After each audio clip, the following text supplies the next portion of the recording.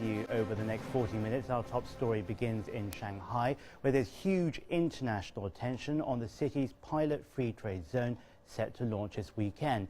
On Friday, the State Council issued new details on this experimental area, its aims and what it will encompass. Key areas include finance, shipping and trade. We go straight now to our Shanghai correspondent, Shen Wenjing, for more details on that. Wenjing, talk about this. So much is being talked in terms of the currency, also the trade relaxations. We're about 2 days away from that. What do you have for us? Yes, James, like you mentioned, the whole world's attention is now gathered in Shanghai, as we can tell from the news flow these days on the internet. And the reason behind is that the city is going to launch the country's first pilot trade zone, which is considered as a big step on further open up its economy and its new round of reform. And the pilot zone is based in Pudong, and it covers nearly 29 square kilometers, and it will build on the basis of 4 existing bonded zones, including one port area and one international airport. And the State Council released a general plan of this on this tested zone on Friday afternoon, from which we could tell that the reform will be covering 6 major areas, including finance, international shipping, and trade. And let's take a brief look. A gateway to the future. The State Council says Shanghai's pilot free trade zone has 5 major goals: boosting investment opportunities, transforming trade growth patterns, increasing financial innovation, better legal regulation, and accelerating the transformation of government function.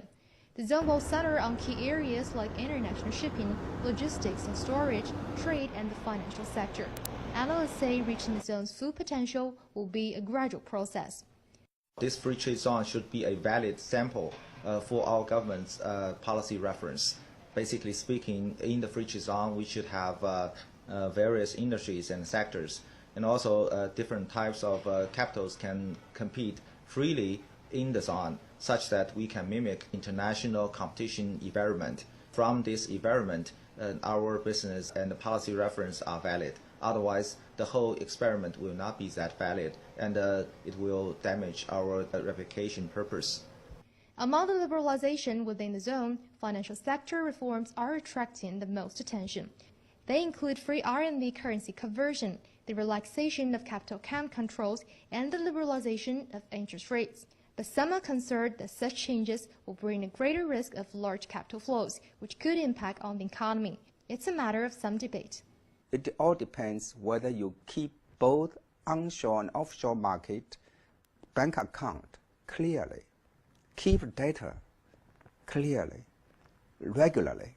Then you can make preventations for those crises. More detailed policies are expected to be announced at the official launch on Sunday. The pilot area is built for